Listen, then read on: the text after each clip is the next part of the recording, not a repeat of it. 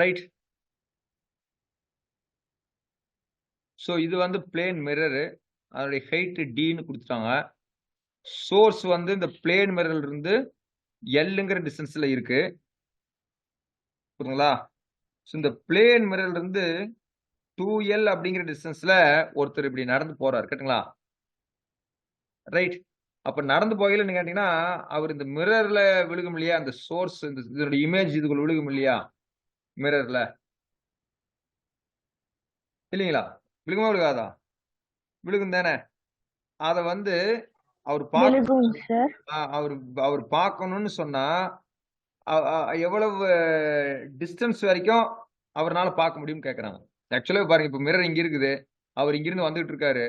இப்ப தெரியுமான்னா தெரியாது. For example சொல்றேன். கொஞ்சம் குளோஸா வர எனக்கு இந்த இமேஜ் தெரியும். அதே மாரி பாருங்க, நான் இந்த நேரம் சென்டர்ல வர்றேன்னு சொன்னா, எக்ஸாக்ட்டா இந்த பாயிண்ட்ல எனக்கு தெரியும், அந்த இமேஜ். அப்புறம் நான் அத அப்படியே கிராஸ் பண்ணி போறேன். அப்ப என்ன கேட்டா, எனக்கு இமேஜ் அப்படியே இப்படி இங்க வர்ற மாரி தெரியும். கரெக்ட்டுங்களா? நீங்க இந்த இமேஜ் இங்க இருக்குதுன்னா, இங்க வர மாரி தெரியும். ஒரு ஸ்டேஜ்ல இத தாண்டி இப்படி போயிட்டாருன்னு சொன்னீங்கன்னா, அதுக்கப்புறம் அவருக்கு இமேஜ் தெரியாமயே போயிடும். அவரால பார்க்க முடியாது இந்த சோர்ஸ. கரெக்ட்டுங்களா? அப்போ மேக்ஸிமம் த கிரேட்டஸ்ட் டிஸ்டன்ஸ் எவ்வளவுன்னு சொல்லி கேட்கறாங்க. பாருங்க. A point source of light, S is placed at a distance L in front of the center of plane mirror of width D, which is hanging vertically on a wall. ஒரு வால்ல மாட்டிருக்காங்க. சரிங்களா? Right. A man walks in front of the mirror along a line. So இப்படி போறாரு. At a distance 2L as shown in below. Okay. As shown below. The distance over which the man can see the image of the light source in the mirror. அப்படின்னு சொல்லி கேட்கறாங்க. எவ்வளவு டிஸ்டன்ஸ்க்கு போனா இவர்னால அத வந்து trace பண்ண முடியும் அப்படின்னு கேட்கறாங்க.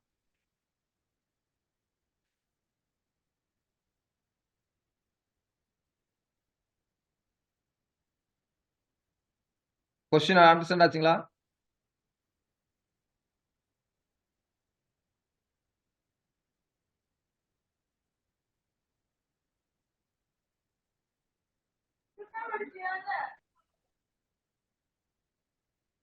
சரி. So plane mirror. So plane மிரர்ல வந்து ஒரு இமேஜ் இப்படி வச்சா எப்படி விழுகுங்கிறதுக்கு கொஞ்சம் ஏற்கனவே சொல்லியிருப்பேன். இருந்தாலும் நம்ம கான்கேவ் மிரர் பத்தி படிச்சதுனால இந்த பிளேன் மிரருடைய டீடைல்ஸ் கொஞ்சம் பார்த்துட்டு வரலாம். பாருங்க போட்டுக்கிட்டு பாருங்க.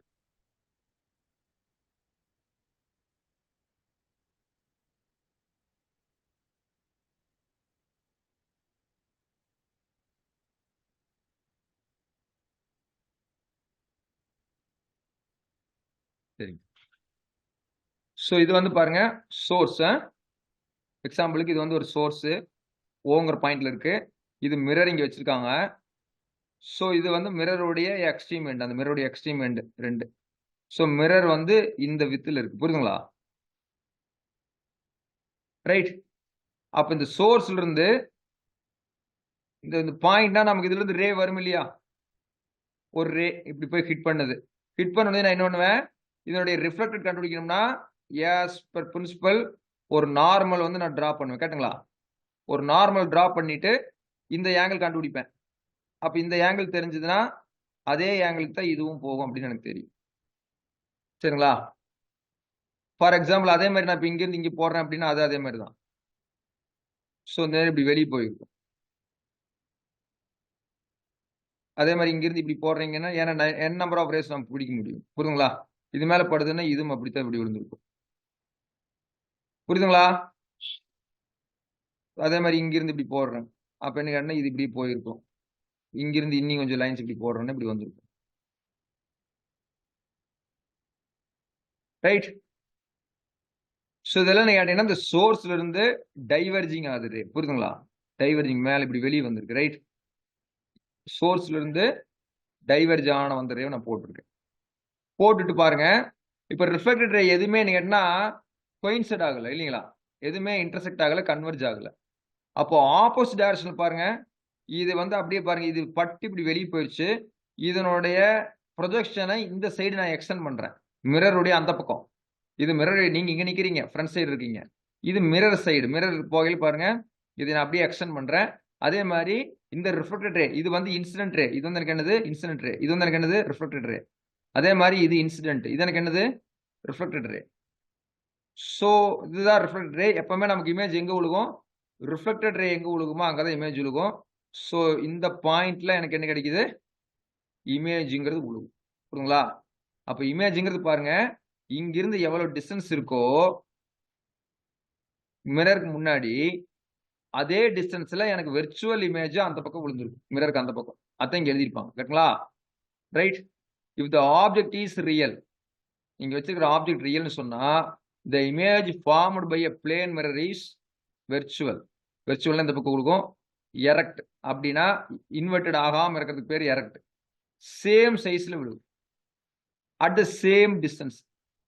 இது மிரர், பிளேன் மிரருடைய இமேஜ் ஃபார்மேஷன் எப்படின்னு நம்ம பார்த்துருக்கோம். இது ஏதாவது டவுட் இருக்கா? கான்கேவ் மிரருக்கு நம்ம பார்த்துருந்தோம். புரியுங்களா? இப்ப பாருங்க, இது பிளேன் மிரர் பாருங்க. இப்ப ஆக்சுவலா என்ன, இது ஒரு பாயிண்ட் வச்சிருந்தாங்க. அதுக்கு பதிலா நான் ஒரு லைன் எடுக்கிறேன்னு வச்சுங்களேன். ஏபிங்கிற லைன் எடுக்கிறேன். ஏபி பொறுத்த வரைக்கும் பாருங்க, இப்ப பிங்கிற லைன்ல பில இருந்து ஒரு லைன் நான் பேரலா பாஸ் பண்றேன். ரைட். அதாவது நார்மலா ஒரு ரே போகுது, அது அப்படியே திருப்பி ரிட்டர்ன் ஆகும் நார்மலா. புரியுதுங்களா?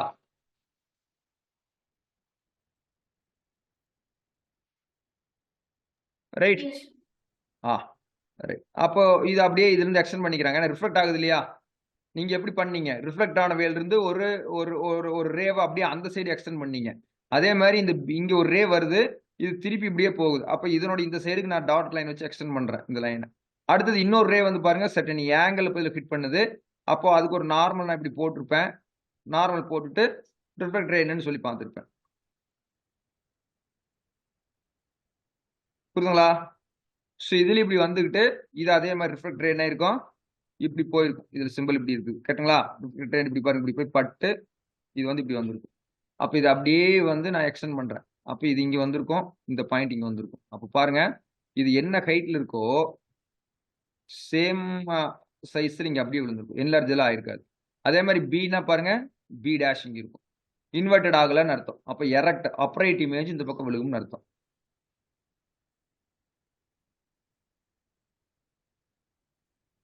இது ஏதாவது டவுட் இருக்கா? ஜிவேஷ், ஜிவேஷ், சார். ஏதாவது டவுட் இருக்குங்களா தம்பி? இல்ல சார். ஓகே, கனிஷ்கா சொல்லுங்க. சார் செகண்ட் ஒன் இன்னொரு டைம் எக்ஸ்பிளைன் பண்ணுங்க சார். மேடம் மேல வச்சிருக்கிறது சிங்கிள் பாயிண்ட்டுங்க. சிங்கிள் பாயிண்டா இருக்கையில ஒரே ஒரு பாயிண்ட் மட்டும் தான் இருக்குது. ஆனா செகண்ட் கேஸ்ல நான் என்ன பண்ணிருக்கேன்னா, மிரர் எப்படி இருக்குதுன்னா ஒரு லைன் இந்த நேரம் வச்சிருக்கேன். ஸோ லைனுக்கு வந்து நோட்டேஷன் நான் என்ன பண்றேன், இது பி, இது ஏ. ஓகேங்களா? ஸோ இது பி, இது ஏன்னு வச்சிருக்கேன் இந்த பாயிண்ட். ஸோ இதை பொறுத்த வரைக்கும் எனக்கு என்ன கேட்டீங்கன்னா, இப்படி டைவர்ஜ் ஆகுது. கேட்டுங்களா? 2 ரே எடுத்துக்கிறேன். ஓகே, இது உங்களுக்கு வேண்டியது இல்லை, இது புரிஞ்சு வச்சுட்டீங்க. இப்போ பிங்கிற பாயிண்ட்ல இருந்து பாருங்க, இதுல இருந்து 2 ரே எடுக்கிறேன். ஒரு ரே வந்து என்ன நேரா போய் ஹிட் பண்ணுது. ஸோ ஸ்ட்ரெயிட்டா போய் ஹிட் பண்ணதுன்னா திருப்பி அது அதே மாதிரி தானே ரிஃப்ளெக்ட் ஆகும். புரியுதுங்களா? Yes sir. ரைட். இங்க நான் சொன்ன மாதிரி தான் பாருங்க, இந்த ரிஃப்ளெக்டட் ரே ஆயிடுச்சு. இப்போ கான்கேவ் மிரர் பொறுத்த வரைக்கும் பாருங்க, எல்லாமே என்னன்னா லெஃப்ட் சைடு இன்டர்செக்ட் ஆகும். பாருங்க, இங்க பாத்தீங்கன்னா அப்படித்தான் பண்ணிருப்போம். பாருங்க, இந்த கான்கேவ் மிரர் பொறுத்த வரைக்கும் நீங்க எடுத்த 2 ரேயுமே நீங்க என்ன பாருங்க இன்டர்செக்ட் ஆச்சு. கடைசியில பாருங்க, இந்த 2 ரேயுமே இன்டர்செக்ட் ஆகல. அதனால நான் ரைட் சைடு கொண்டு போய் கன்வெர்ஜ் பண்ணி வச்சு வெர்ச்சுவல் இமேஜ் போட்டேன். இது நம்ம நடத்தணுமா? இங்க இருக்கலையே சென்ட்ரல் போடையில பார்த்தோமா? ஸோ அப்ப 2 ரே எடுத்துக்கிட்டு அதோட இன்டர்செக்ஷன் பாயிண்ட் எங்க வரும்னு சொல்லி அடுத்த சைடுல பாக்குறோம். இப்ப அதே தான் இங்கேயும் பண்றோம். பாருங்க, இங்கிருந்து அடிக்கிறாங்க, ஒன்னு போயிட்டு திருப்பி ரிட்டர்ன் ஆயிடுச்சு. இது அப்படியே நான் அடுத்த சைடு எக்ஸ்டெண்ட் பண்ணி விட்டேன். அடுத்து இன்னொரு ரே எனக்கு பாருங்க, இப்படி அடிக்கிறாங்க, இப்படி போகுது. ரைட். அப்ப அதை என்ன கேட்டேன்னா, அது அதே மாதிரி இப்படி வந்திருக்குமா? அதே மாதிரி எக்ஸ்டெண்ட் பண்றாங்க. ஸோ பண்ணாங்கன்னா இந்த பாயிண்ட் வரும். ஸோ அப்ப இது வந்து பி டேஷ்னு எடுத்துட முடியும். புரியுதுங்களா? அதே மாதிரி ஏக்கு எடுத்துக்கங்க. ஏல இருந்து ஒரு ரே இப்படி போகும். அப்ப ஏல இருந்து ஒரு ரே திரும்பி வரும். ஏல இருந்து இன்னொரு ரே இப்படி போகுதுன்னா இப்படி போய் ஹிட் ஆகுதுன்னு சொன்னீங்கன்னா இது இப்படி ஹிட் ஆகி இது வெளியே போகும். இது எக்ஸ்டெண்ட் பண்ணுங்க. அதே மாதிரி இந்த பாயிண்ட் கிடைக்கும், ஏ டேஷ் அப்படின்னு. ஸோ இது பிளேன் மிரர். பிளேன் மிரருக்கு முன்னாடி ஒரு பாயிண்டோ ஆப்ஜெக்டோ வச்சா அது எப்படி வரும் அப்படிங்கிறது போட்டிருக்கேன். புரியுதுங்களா? Yes sir. இது வந்து எதுக்கு? ரியல் ஆப்ஜெக்ட்டுக்குன்னு போட்டிருக்கேன். புரியுதுங்களா? If the object is real அப்படின்னு. அடுத்தது ஆப்ஜெக்ட் வந்து வெர்ச்சுவலா சில சமயம் சொல்லுவாங்க. இமேஜ் ஓகே வெர்ச்சுவல் இமேஜ்னு சொன்னா இது வந்து சாரி ரியல் ஆப்ஜெக்ட் வெர்ச்சுவல் ஆப்ஜெக்ட்பாங்க அடுத்தது. அது இன்னும் கொஞ்சம் டஃபா கீழே அது வரும். இப்போதைக்கு இது ஈஸியா இருக்கிறது இது மட்டும் வச்சுக்கலாம்.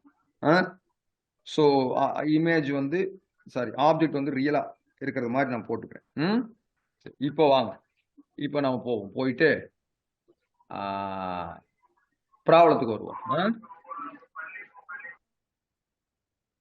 சரி, அப்போ கவனிங்க. இப்போ இந்த லைன் எடுத்துப்போம்.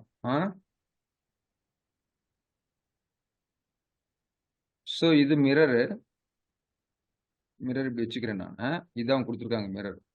இந்த மிரருக்கு முன்னாடி என்ன கேட்டீங்கன்னா எஸ்ங்கிற பாயிண்ட் கொடுத்துருக்காங்க. எஸ்ங்கிற பாயிண்ட் அண்ட் சோர்ஸ். அப்போ இதுக்கு நீங்க அதே மாதிரி டிரா பண்ண முடியும். இதுல இருந்து ரேஸ் வந்து அப்படியே எமினேட் ஆகி போய் நேரம் இப்படி ஹிட் பண்ணுன்னு வச்சுக்கோங்க ஒரு ரே. அதே மாதிரி இங்கேயும் இந்த ரே இப்படி ஹிட் பண்ணுமா? ரைட். ஹிட் பண்ணதுக்கு அப்புறம் இது என்ன கேட்டீங்கன்னா இதுக்கு நார்மல் போடுவீங்க. கேட்டுங்களா? இது வந்து இதனுடைய நார்மல். அதே மாதிரி இதுக்கு இதனுடைய நார்மல் போடுவீங்க. போட்டுட்டு இது என்ன ஏங்கிள் வந்ததோ அதே ஏங்கிளுக்கு இது வந்து நான் இப்படி அடிச்சுட்டுவேன். கேட்டுங்களா? இப்படி போயிடும். அதே மாதிரி இங்க வந்திருக்கும் எஸ். இதுல ஃபிட் ஆகி திருப்பி அதே மாதிரி ஒரு ரே இப்படி போயிடும். புரியுதுங்களா? சரி, இப்போ நம்ம ஏற்கனவே அந்த ரூல் படிச்சுட்டோம். பிளேன் மிரர் பொறுத்த வரைக்கும் இப்படி வந்ததை பாருங்க. இந்த லைன் இப்படி போகுதா? இதுக்கு வந்து இந்த சைடு நான் என்ன பண்றேன்? அப்படியே இந்த பக்கம் பண்றேன். ரைட். ப்ரீவியஸா அந்த எக்ஸாம்பிள்ல சோர்ஸ் இங்க வச்சிருந்தாங்க. புரியுதுங்களா? நான் உங்களுக்கு காட்டின எக்ஸாம்பிள் சோர்ஸ் இங்க வச்சு மிரர் இப்படி வச்சு இமேஜ் இங்க நேர் விழுகிற மாதிரி காமிச்சிருந்தாங்க. S dash. பட் நம்ம கேஸ்ல அப்படி இல்லை, கொஞ்சம் மாத்தி கொடுத்துருக்காங்க. அதனால நம்ம அப்படி மாத்திருக்கோம். கன்ஃபியூஸ் ஆயிடாதீங்க. நான் உங்களுக்கு காட்டின எக்ஸாம்பிள்ல நடத்தையில எஸ் இங்க வந்திருந்தது. அதனால அந்த ரெண்டு இப்படி போட்டு விட்டு அவங்க இப்படி அடிச்சிருந்தாங்க. அடிச்சுட்டு இது வந்து எக்ஸ்டெண்ட் பண்ணி கொடுத்துருந்தாங்க. ரைட் சைடு எக்ஸ்டெண்ட் பண்ணியிருந்தாங்க. நான் இப்போ லெஃப்ட் சைடு எக்ஸ்டெண்ட் பண்ணியிருக்கேன். ஏன்னா நம்ம ப்ராப்ளம் நேச்சருக்கு அந்த மாதிரி மாத்திக்கணும். சரி, இப்போ அதே மாதிரி இது எக்ஸ்டெண்ட் பண்ணுங்க. பண்ணீங்கன்னா இந்த லைன் இப்படி வந்திருக்கும். ஸோ அப்போ இங்க வந்து எனக்கு என்ன கிடைக்கும்? எஸ் டேஷ்ங்கிறது இங்க கொடுக்கும். இது வந்து எனக்கு என்னதுங்க? S dash. இது வந்து தான் எனக்கு என்னதுங்க?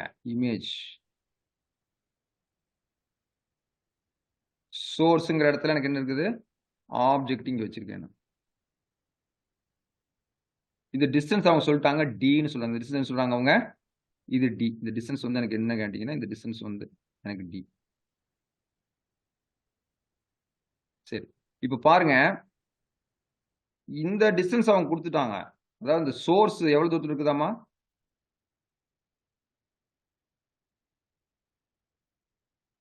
எல்லுங்கிற டிஸ்டன்ஸ்ல இருக்கு. புரியுதுங்களா? அதுக்கப்புறம் பாருங்க இந்த 2L டிஸ்டன்ஸ்ல இங்கிருந்து 2Lங்கிற டிஸ்டன்ஸ்ல தான் அவர் டிராவல் பண்ணணும். அந்த பாத் வந்து எங்க இருக்குன்னு 2L டிஸ்டன்ஸ்ல. அப்ப இதுக்கு இடையே டிஸ்டன்ஸ் எனக்கு என்ன இருக்குன்னு அர்த்தம்? Lன்னு இருக்குன்னு அர்த்தம். புரியுதுங்களா? அப்போ மேக்ஸிமம் லைன் அப்படின்னு சொன்னீங்கன்னா பாருங்க, இவர் இங்கிருந்து வந்திருக்குன்னு சொன்னா 2L வச்சு ஒரு லைன் டிராயின் பண்றேன். ஸோ இப்போ இதுதான் மேக்ஸிமம் லைனா இருக்க போகுது. இது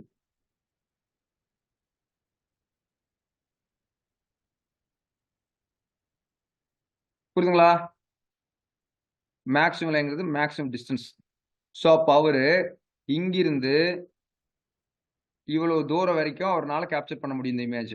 ஃபார் எக்ஸாம்பிள் அவர் இங்க இருக்கிறாருன்னா அவரால் கேப்சர் பண்ண முடியாது. இங்க வந்துட்டாரு அப்பவும் தெரியாது அவருக்கு. இங்க வர்றாரு அப்பவும் தெரியாது. ஆனா இங்க வந்துட்டாருன்னு சொன்னா, இந்த பாயிண்ட்ல வந்துட்டாருன்னு சொன்னா, இந்த ஆப்ஜெக்டோடைய இமேஜ் இந்த மிரர்ல விழுகிறத இவரால் பார்க்க முடியும். அதே மாதிரி இவர் இது எப்படியே டிராவல் பண்ற வரைக்கும் என்ன கேட்டா இவரால் இந்த இந்த இந்த இமேஜ், அதாவது இந்த ஆப்ஜெக்டோட இமேஜை இந்த மிரர்ல பார்த்துக்கிட்டே வருவார். அப்புறம் இங்க வந்துடுறாரு, இந்த எண்டு வந்துட்டாரு, அப்போ நான் அவரால் பார்க்க முடியும். இந்த பாயிண்ட் தாண்டி வெளியே போயிட்டேன்னா அவரால் பார்க்க முடியாது. ஏன்னா பாருங்க, இதனுடைய ரிஃப்ளெக்டட் ரே வந்து மேக்ஸிமம் வந்து இதனுடைய எட்ஜுக்கு போட்டிருக்கேன் நான். இந்த சோர்ஸ்ல இருந்து ஆப்ஜெக்டோடைய சோர்ஸ்ல இருந்து வந்த லைட்டு அந்த மிரருடைய எக்ஸ்ட்ரீம் எண்டில் ஹிட் ஆகி வரக்கூடிய எக்ஸ்ட்ரீம் ரிஃப்ளெக்டட் ரே எவ்வளவு தூரத்துக்கு போகுங்கிறது இது ரெப்ரசென்ட் பண்ணுது. புரியுதுங்களா? நான் சோர்ஸ்ல இருந்து பாருங்க இந்த எண்டெல்லாம் போடல, மிரருடைய எக்ஸ்ட்ரீம் எண்டுக்கு போயிட்டேன். அப்ப மிரருடைய எக்ஸ்ட்ரீம் எண்டுக்கு போன ரே ரிஃப்ளெக்டட் ரே எங்க போகுதோ அது வரைக்கும் நம்மளால பார்க்க முடியும். அது அர்த்தம் பண்ணுது. ஸோ இது வந்து ரிஃப்ளெக்டட் ரே. இது வந்து எனக்கு என்னதுங்க? ரிஃப்ளெக்டட் ரே.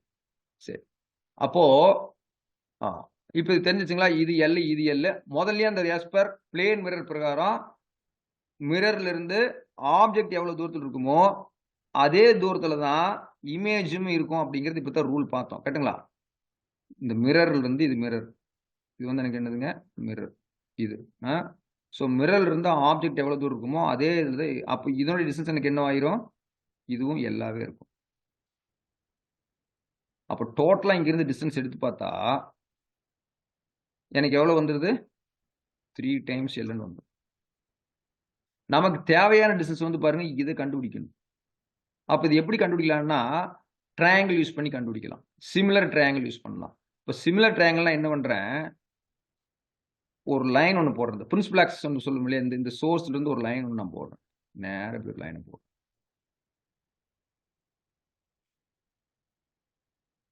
புரியுதுங்களா?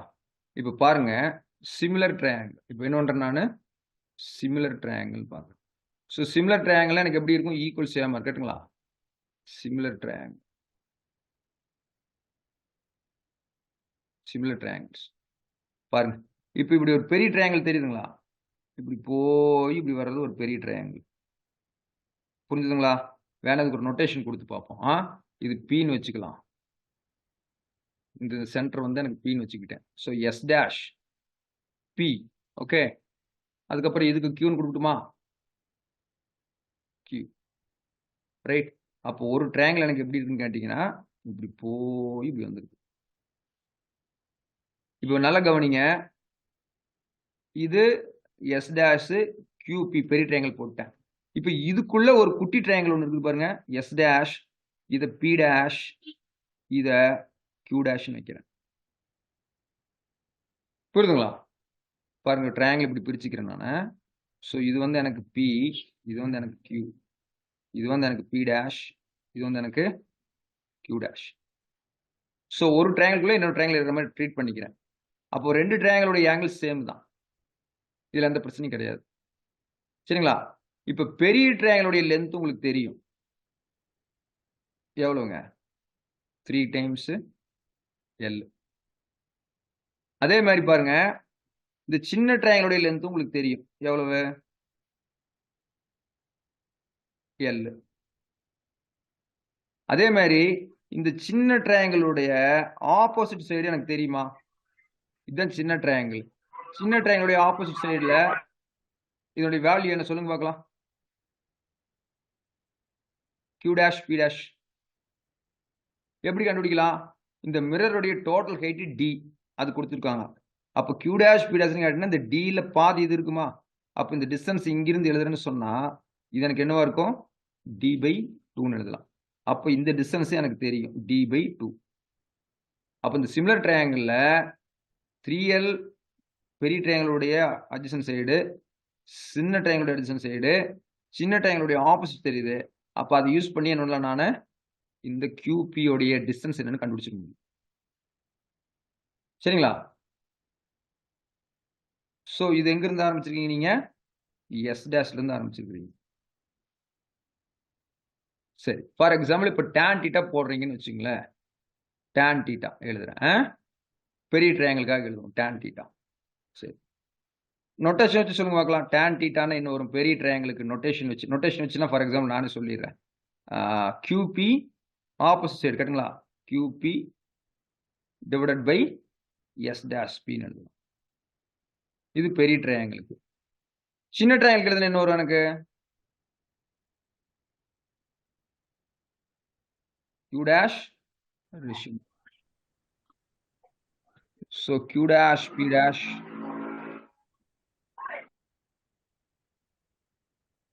So Q dash P dash, So Q dash P dash divided by S dash P dash. So உங்களுக்கு தெரியும், ஏன்னா ரெண்டு ஆங்கிள் ஈக்குவல் இருக்குங்களா? Tan theta. ஸோ இந்த ஆங்கிள் மாற போகிறது இல்லை. டீட்டாங்கிறது கொடுத்த ஆங்கிளுக்கு என்னவோ அதுக்கு உண்டானது வந்துடும் டேன் டீட்டா. அப்போ ரெண்டு சிமிலர் ட்ரையாங்கிள். ஸோ ட்ரையாங்கிளுக்குள்ள ட்ரையாங்கிள், ரைட்? அப்போ இதனுடைய ஸ்கேல் ரேஷியோ ஈக்குவலாக இருக்கும், ரைட்டுங்களா? அப்படி பார்க்கல இப்போ கியூபியோட டிஸ்டன்ஸ் எனக்கு என்னது? அதான் தெரியாது, அதான் நான் கண்டுபிடிக்கணும், கேட்டுங்களா? அப்போ கியூபி அப்படியே வச்சுக்கிறேன் நான். Divided by S dash P. S dash P எனக்கு தெரியும் டிஸ்டன்ஸ் எவ்வளோ கேட்டீங்கன்னா எல். ஓகே. அப்புறம் q dash p dashன்னு சொல்லிருக்காங்க. அது எனக்கு தெரியும். எவ்வளவுங்க? d by 2. d by 2. Right. Divided by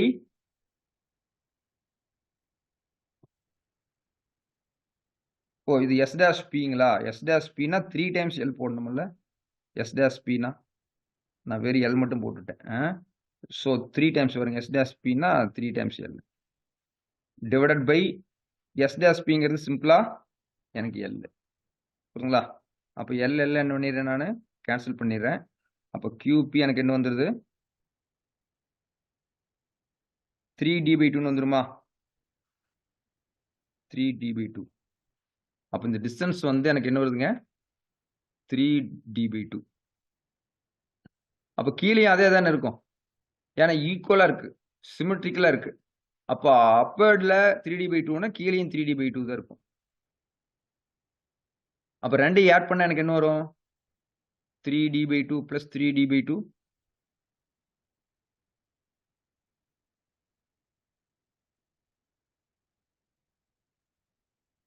three டியை வெளியே எடுத்துட்டுமா? 3d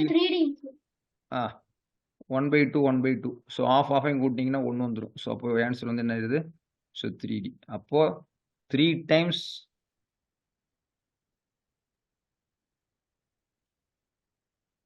okay 3 times the length of this mirror.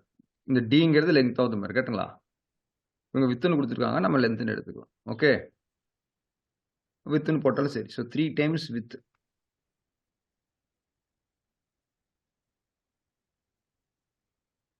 அடுத்து போலாமா? Next question.